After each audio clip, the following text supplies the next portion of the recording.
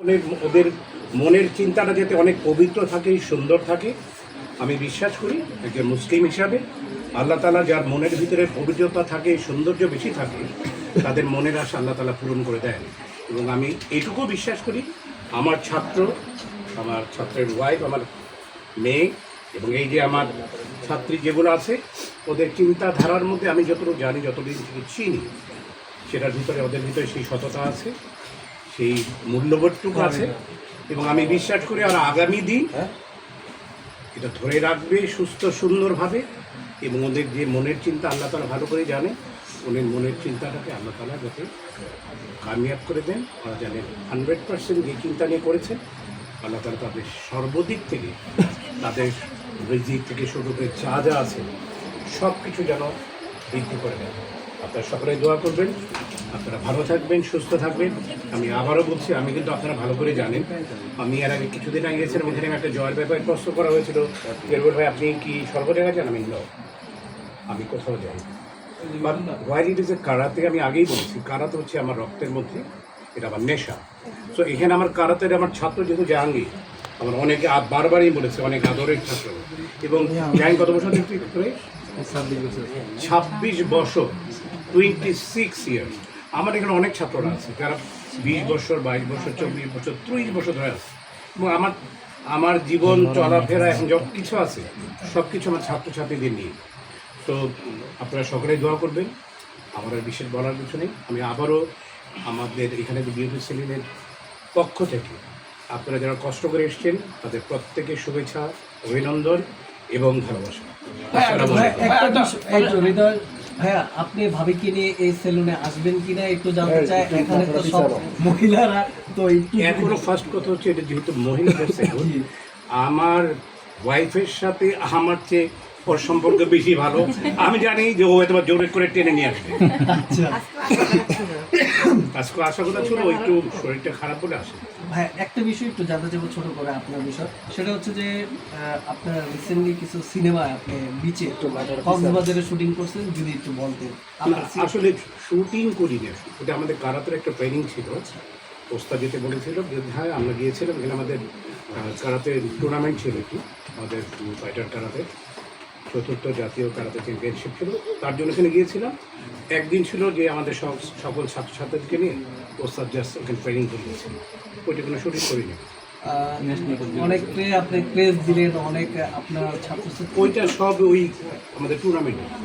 নতুন কোনো সিনেমা যুক্ত এবার আসেনি, যে আপনার বিষয়ে একটু ছোট করে বলে দিন। ভাই, আমার একটা কোশ্চেন আছে। ওকে, সেটা হলো আপনি রোজা থাকেন কিনা, এবং এটা কি ওকে, এই জিনিসটা ভালো একটা প্রশ্ন হয়েছে। Because lot of people around us, আমাদের চারদিকে যারা থাকে, তাদের ফিল্মের প্রতি এক ধরনের অবিশ্বাস বা কালো ছায়া বা কালো দৃষ্টি আছে। বাট আমি মনে করি আমরা যারা ফিল্মে যারা বাস করি, তারা সেই কালো ছায়া বা কালো দৃষ্টি যাদের আছে অনেকাংশেই কেটে যাওয়া উচিত। আর আমি ব্যক্তিগতভাবে 5 ওয়াক্ত নামাজ পড়ি, এভরিডে আমি কোরআন পড়ি, তাহাজ্জুদ করি। আমার জীবনের মেইন যদি বলেন 3টি জিনিস হচ্ছে মাস: নামাজ পড়া, কোরআন পড়া এবং 1 ঘন্টা প্র্যাকটিস করা। দ্যাট ইজ মাস। আমার মনে হয় ওর বয়স থেকে অত ছোটো থেকে আমি রোজা রাখা শুরু করেছি, এবং আমি রোজা কখনো আল্লাহর রহমতে, আপনারা ভালো করে জানেন যে আমি সারা জীবন অ্যাকশন ছবি করেছি, মারামারি ছবি সারা জীবন করেছি। সো রোজার দিনেও যেখানে মানুষ দাঁড়াতে পারে না, আমার আর এক ছাত্র আছে ডিরেক্টর মিজান, ওই আমরা এক ছবি শুটিংয়ে ছিল আত্মপ্রকাশ কক্সবাজারে, দাঁড়িয়ে থেকে তারপর পড়ে যাচ্ছে, অজ্ঞান হয়ে যাচ্ছে তারা, এত রৌদ্র। অথচ আমি সারাদিন মারামারি করেছি রোজা রেখে। আমি রোজা কখনোই মিস করি না আল্লাহর মতো। আমি 5 ওয়াক্ত নামাজ পড়ি, কোরআন পড়ি, তাহাজ্জুদ পড়ি এবং 1 ঘন্টা অবশ্যই প্র্যাকটিস করি। নতুন কোনো কাজ না, আমার কোনো নেয় নেই,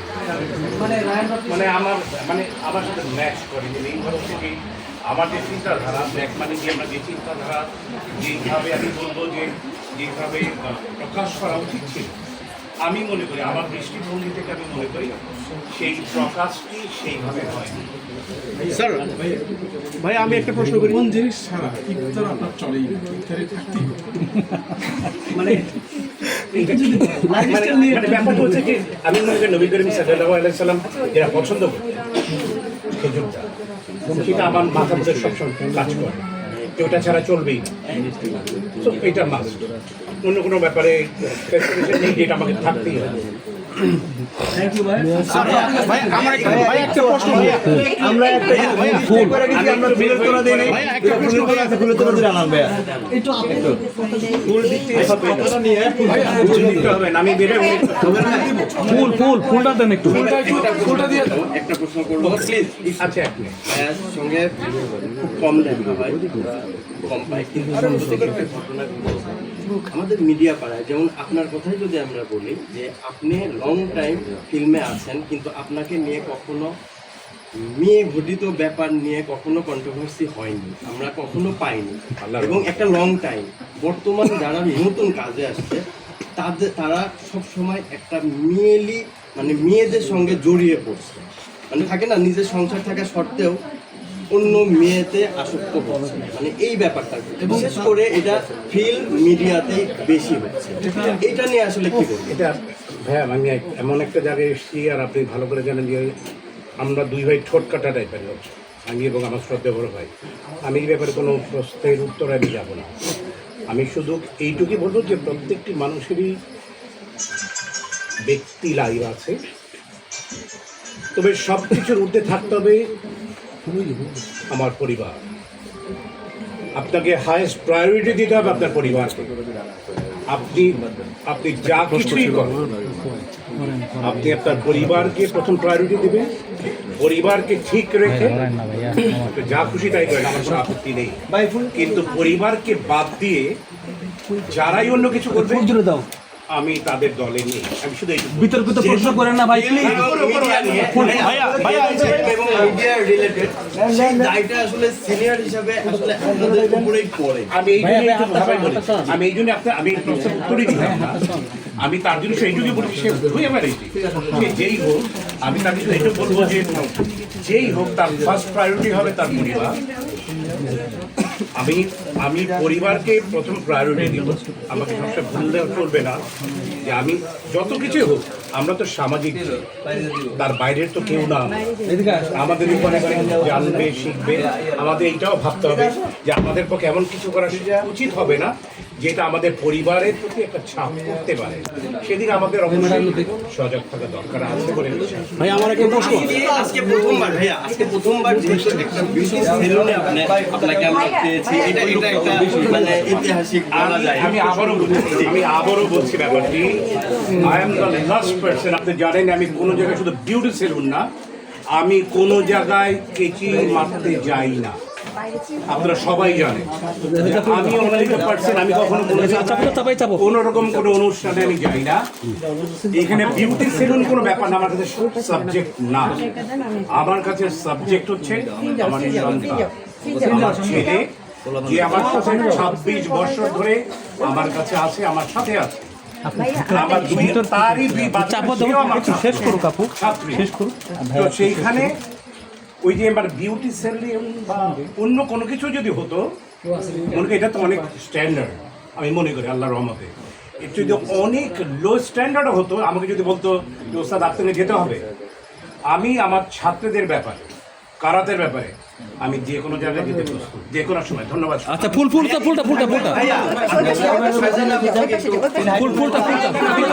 ফুলটা না না ফুলটা ধন্যবাদ। আপনার আপনি ধরেন ভাইয়া আছেন, ভাইয়া ভাইয়া ভাবি সামনে, এই যে মিছিল ভাই।